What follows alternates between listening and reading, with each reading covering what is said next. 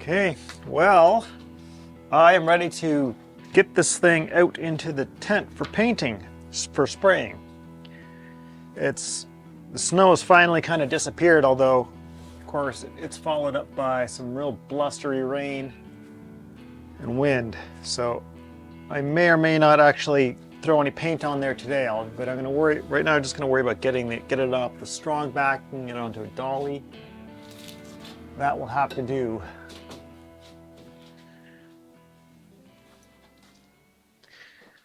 But this is exciting. If nothing else, I love it when I can finally get a stupid strong back out of my way, because I get so sick and tired of tripping over these things in my space and the boat being sort of locked into one position.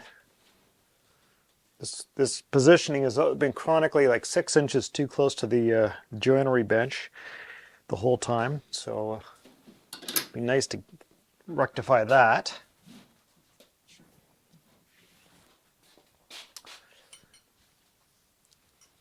So we just want to get outside. I want to try and get 3-4 spray coats on and hopefully call that good. I don't know. We shall see how that turns out. After that, I think to decide what I want to do, I probably will just flip it over and tackle the outside, and then maybe save finishing up the varnish on the sheer for the very last, because at least that way the bottom's done and the inside's done, and there's no rolling it over to rust it on the gunnels, which would damage any varnish I put on there anyway. I do not have good spots for lifting this right where it's sitting, unfortunately. Oh yeah, back here. There we go. That's what I was looking for. Come on. Should have put that strap on the other side, but actually let's do that. Let's do that. Can't quite reach it.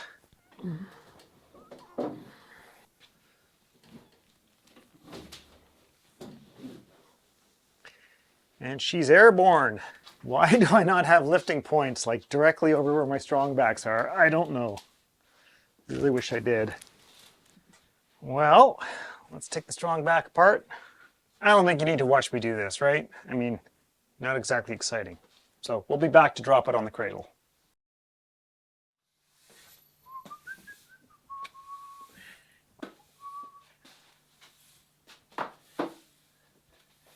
This is the best feeling right here, being able to do this.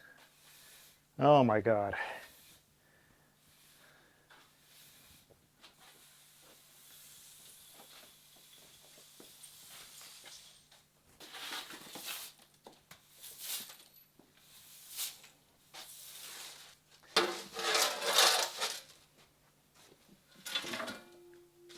Okay, shall we drop her onto a dolly?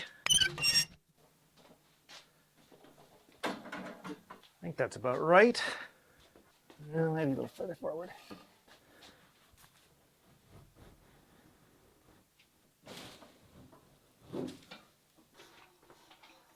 Tire's a little bit squishy maybe. Get on there. Let's top her up. That's better. Okay. Now,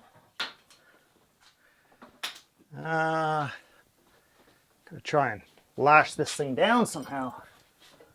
Let's see. I need to find some stuff.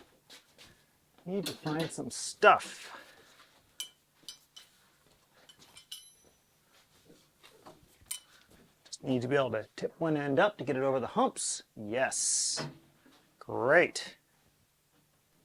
That ought to work. Huh? Nice. I think I'll give it a wipe down here with some water before the first paint job or the first coat of paint. I'll roll it on out there. That makes me so happy. Woohoo! And it's pretty good working height too, so bonus.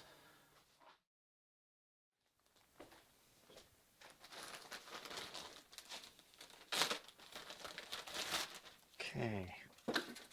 mask. Even though it's water-based, it doesn't mean there aren't solvents in it. They're just nastier solvents. Okay, so I have the ability to thin this down 20% maximum. That'd be 20 grams if I got 100 grams of paint. Which do I want to start with? Maybe we go with 200 grams. It's only like a quarter of this thing. Maybe we go 400. That's half. That should be quite a bit. Yeah, let's go 400. No, we'll go 3. We'll split the difference.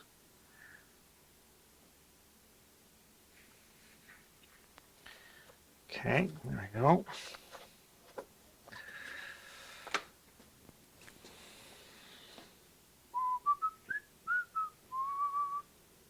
So what I think I'll do is I'll just let this drain out, and then I'll add water afterwards that'll flush some of that paint down through the filter. It's going to take a minute. We'll be back. Okay, so 300 grams of paint. I can go up to 60 grams of water. So let's see.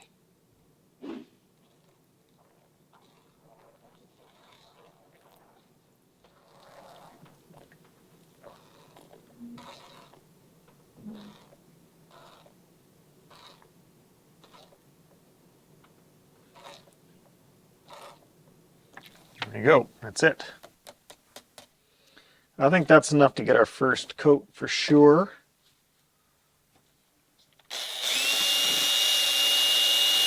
I'll bet you we can do a couple coats of this.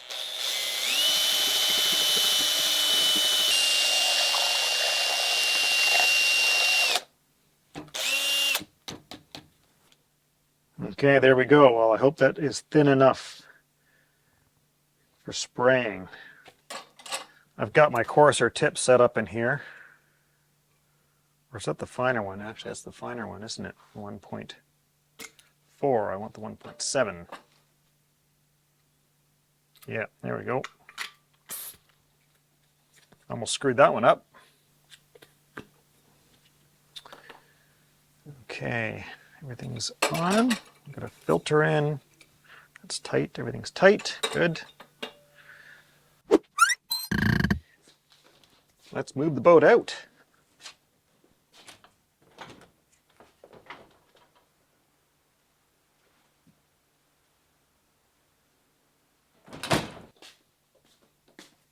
It's starting to snow. All right, well, I guess I'll just have to put this into suspended animation.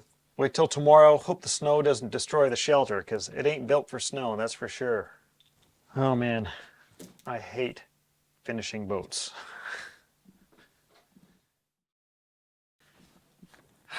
You know, it's like 2 o'clock. It's practically pitch black outside, for God's sakes. All right, well.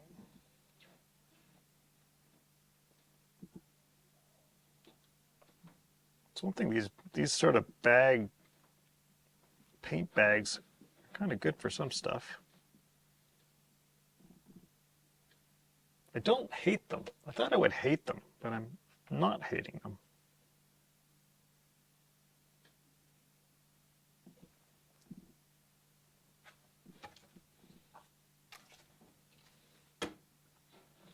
There. Back at it tomorrow.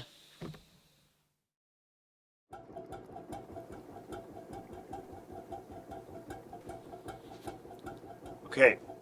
The goal is to roll this thing out the door, get a coat of finish on it, roll it back in to cook in here where it's warm for about an hour and a half, 2 hours, something like that, and then roll it back out and do the same thing again. It is icy out there. I tried to move my truck just now. I could barely move it on the flat. It was just a sheet of ice everywhere outside. And as usual around here, when we get cold temperatures, it's like black ice everywhere. You can't drive. Anyhow, the sun's just coming out, so hopefully that will warm things up. I think I'll be okay for spraying so long as the boat sort of stays warmish. So if we get it out there, spray quick, get it back in while the hull is still warm, keep it warm, I think we're going to be okay. All right, you ready for this? Let's do it.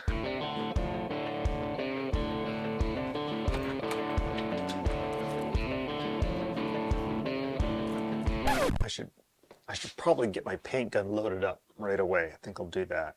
So, where's my stuff?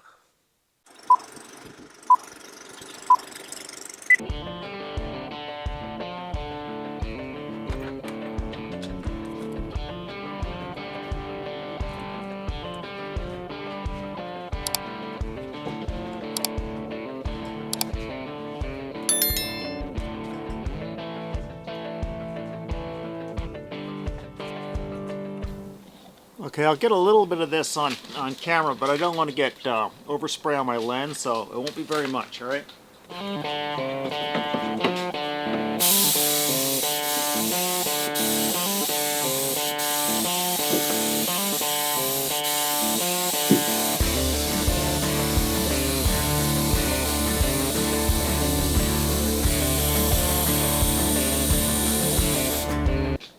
Oh, I'm not getting the best paint flow out of this thing. I don't know what's wrong, so I'm going to have to do some troubleshooting and figure it out.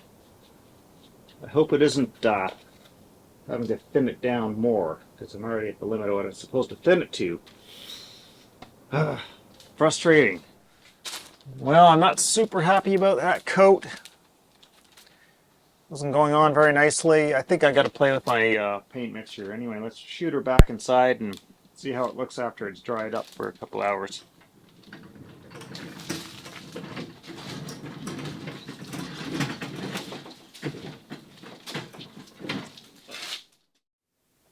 All right, this is after the first spray coat is dried. It looks okay, but I want more volume on these planks regardless. I talked to Total Boat about my spraying experience. I wasn't really happy with how it was going through the gun. I wanted to thin it down some more so I could get a better flow pattern. They said no dice, don't do it. So best I can do is try increasing my spray pressure, and hopefully it'll give me a better result. But I mean, it looks okay flattened out, but when it was going on, it was just looking terrible. So we'll go back at it, give it another coat, and hope for the best. All right, this will be my last coat of the blue. Oh, great. There I go. Messing up my varnish already. Too many things. Trying to do too many things.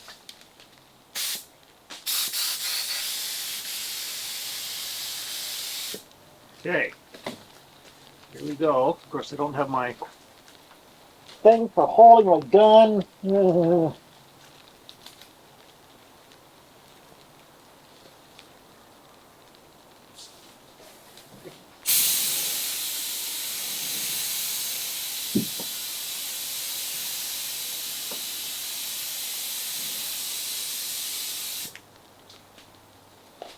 What I'm really hating about this process is that I'm working almost blind. Just can't see my spray pattern on the boat. I don't have enough light. Even during the day I couldn't see it. So I'm just kind of crossing my fingers and hoping I get good coverage, basically.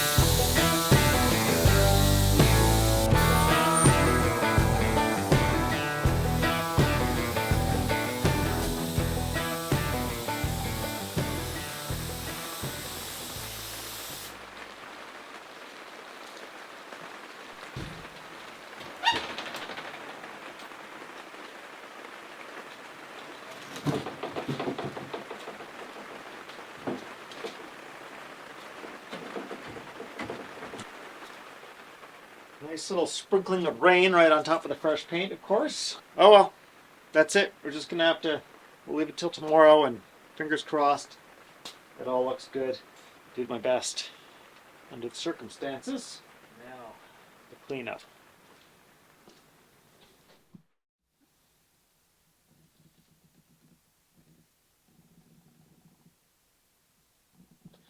Well, that sprinkling of rain I got just as I was moving this back inside after the final coat has left little spots all over the place, which really, really irritates me because it means I need to give this thing a rub down and recoat it one more time. Just so frustrating, but that's all I can do. Oh well, we're delayed by a day. Gotta make the most of it. There is nothing fun about doing a sanding job or preparing a surface for finishing. Nothing at all, but you gotta do it anyway. So I'm rubbing this down with Scotch-Brite 7447 pads. The maroon ones are sort of like a coarse steel wall, or, well, not super coarse, but they're just about right for this. They'll take off fine dust. They'll degloss the surface. The way I make this easier is to by being relatively systematic.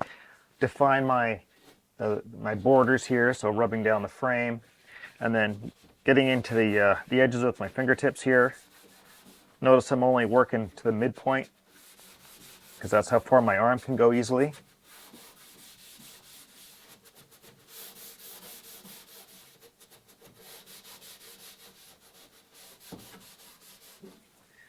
Then you got some obstructions, work your way around those.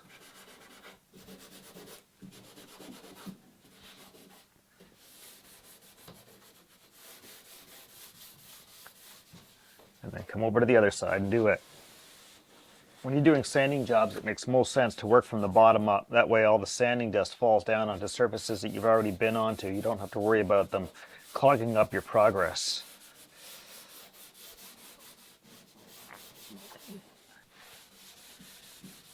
Just try and be thorough. Hit all those flat surfaces nice and evenly. Try not to hit the corners of things too much because you can just go right down to bare wood very easily, even with the finest abrasives. It's one of the reasons for softening your corners as you build things, so you don't have these sharp edges that paint can't hang on to. Of course, we'll finish this up with a good thorough vacuuming and then a wipe down. And one thing I found with water-based finishes is you're best to wipe down with water, not alcohol. I normally would wipe down with alcohol. Probably be fine with naphtha. But for some reason, alcohol and water-based finishes, or water-borne finishes is the correct term, don't work well together. The alcohol tends to soften up the surface a little bit. It acts as a solvent.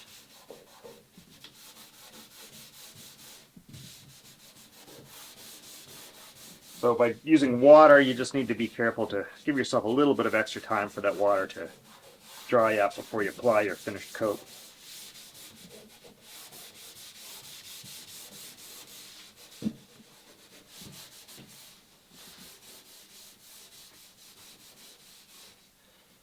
Okay, there we go. I've already done inside this cavity, so we're done.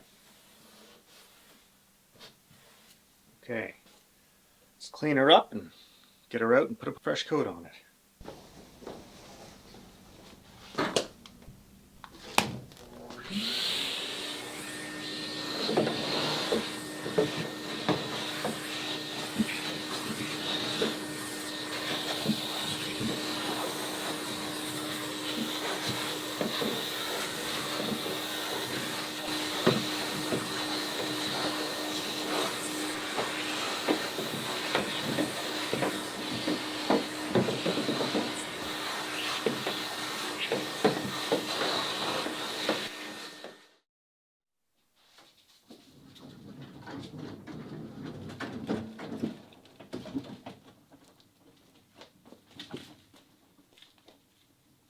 All right, just a quick dusting with the tack cloth, make sure I got all the lint from the other claws off of here. I like using reusable shop claws, mechanics shop claws, for doing a lot of my sort of wipe downs, just because it's less waste. But they do tend to have a little bit of dust about them, so they're pretty good at picking up all the sanding dust. But you do need to make sure you follow them up with the tack cloth. I keep tack cloths in a mason jar just to keep them from drying out. You get a fair bit of life out of one before it finally stops being tacky enough to be useful.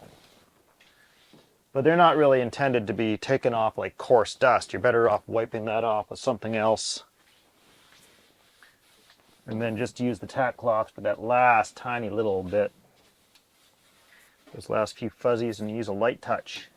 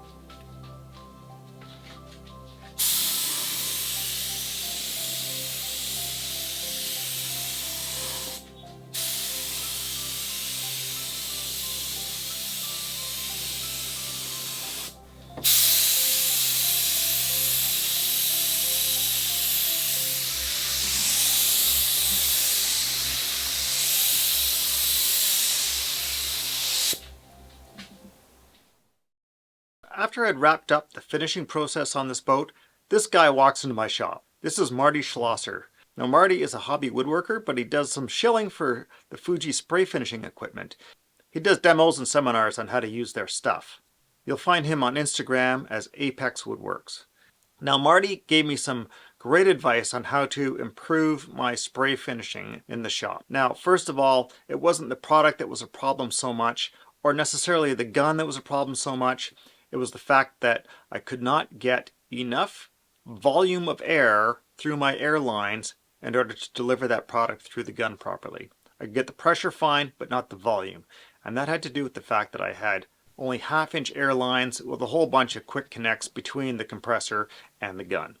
So the solution, I need to reduce the length of hose between the compressor and the gun and reduce all the other obstructions between those two. I get rid of those two things, bump it up to a 5/8 hose, and I should get some really great performance out of this relatively cost-effective gun. Well, last night, just as I got this done and got it back in, it started snowing. So I had to take my tent down, which means the workshop is full of this boat, and it's full of this other boat that was waiting in the wings. I was hoping to try and get a little bit of paint on that, but anyway. We're stuck inside for a few more days, I guess, until that snow goes away and I can set that tarp back up, or the tent back up. But in the meantime, let's just have a look at how our boat looks without all this paper on there. So the blue came out pretty good. I'm satisfied. Not quite what I wanted, but it's close enough. I like the color. The quality of finish is reasonable for what my customers' expectations are and what my expectations are.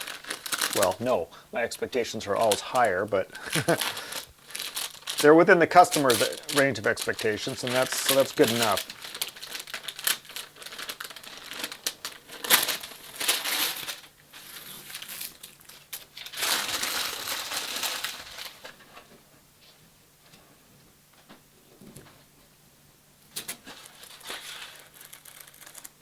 That looks good.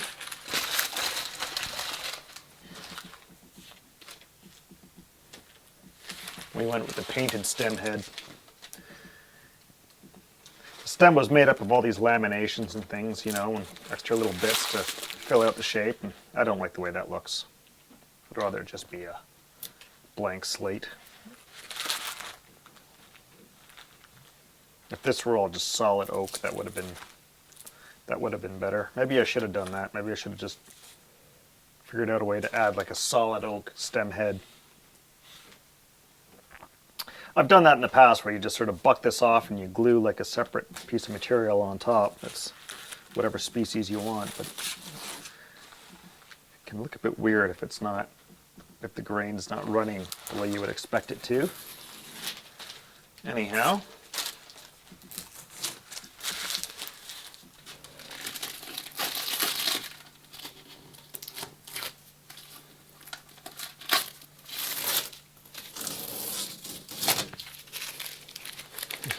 I just did the messiest taping job on this thing. I think like my joints are fine, but everything else just is just ridiculously sloppy. I don't know why. Just not on my game lately.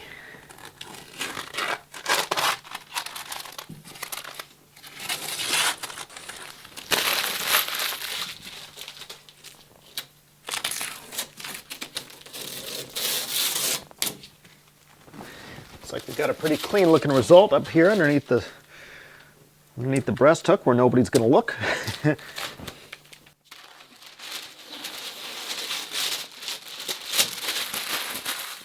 You know, it's fun. It's a funny little point of pride that a lot of craftsmen like to try and make a neat job of things in areas that don't really matter, like the, you know, bottoms of drawers and stuff like that.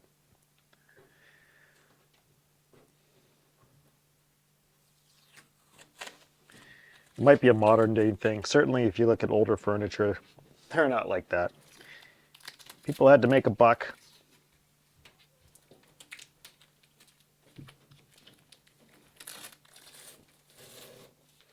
So I put little tabs.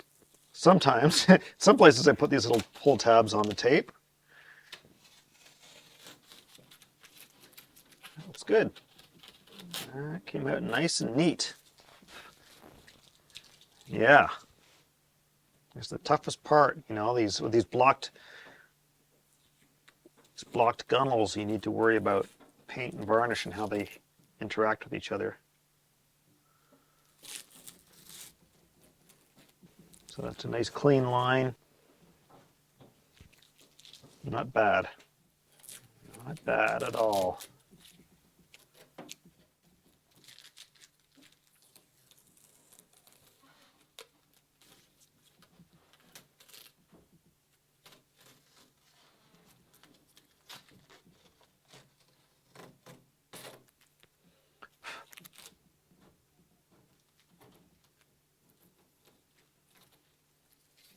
So I ran a knife just along where the paint line is on these inside corners, all along the side here, just to try and make sure I break that bond. I'd hate to have it suddenly peel off because there's it's been a few days of having this tape on there, and you know, we've got more than half a dozen coats of paint,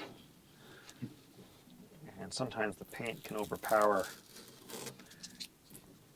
the bond to the substrate, and you gotta, when it's particularly thick like that. Oh, come on, really? This batch of tape has been trouble from the start.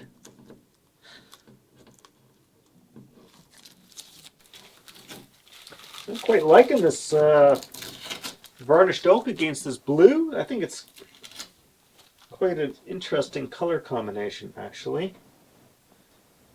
So of course the chromatic opposite of a blue like this is something in the category of orange, and so this oak is, you know, got a very distinctly orange cast to it, and so it really sort of, they really makes them kind of pop together without being too garish.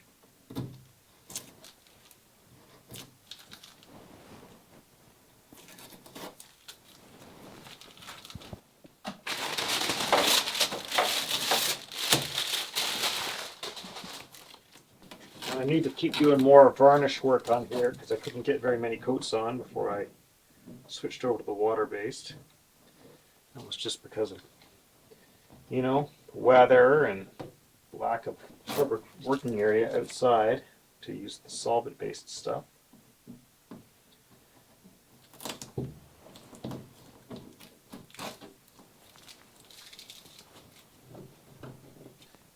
I'm not getting the cleanest results underneath, and you know what was stupid of me is I should have gone over all these taped over connections with varnish before I started with the paint, and that would have solved my problem. And I don't know why I didn't do that. I just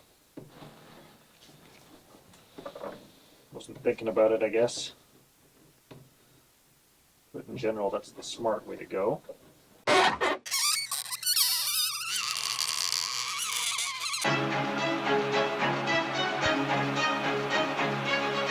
Okay, given how much trouble I had with the spray finishing, I'm really impressed with how well this finish turned out. We used Total Boat Elixir Ultra Durable Enamel.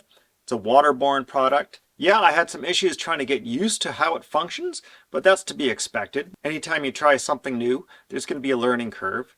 For the most part, I'd say the learning curve was relatively short. I don't think any other product would have delivered quite the same results that these did. I wish I could have thinned it down a little bit further, but I don't want to mess around with what the manufacturer's recommendations are, because if I go screwing around with their chemistry, I cannot expect that product to perform properly. So thanks very much to Total Boat for supplying these products. I really love the way this looks. The color's fantastic. I wish it could have been that same blue straight out of the can, or out of the jug, or out of the bag, whatever you want to call it. But regardless, the paint mixed up great. I'm really happy with how it looks. And I wish Marty had come along a little earlier in the process to give me some of his tips on spray finishing. So thanks to Marty for dropping by, even if it wasn't quite at the most opportune time. But next time I do some spray finishing, I will keep those tips in mind. Now I want to remind you that these videos are supported by my followers on Patreon. If you can join me over there, I really appreciate that. You can find links in the corner or down in the description. So when we come back, we're going to start finishing the exterior of this hull. Now, fingers crossed, the weather cooperates. That'll be next time on Building the Catalina Wherry. I hope you join me. Ciao for now, folks.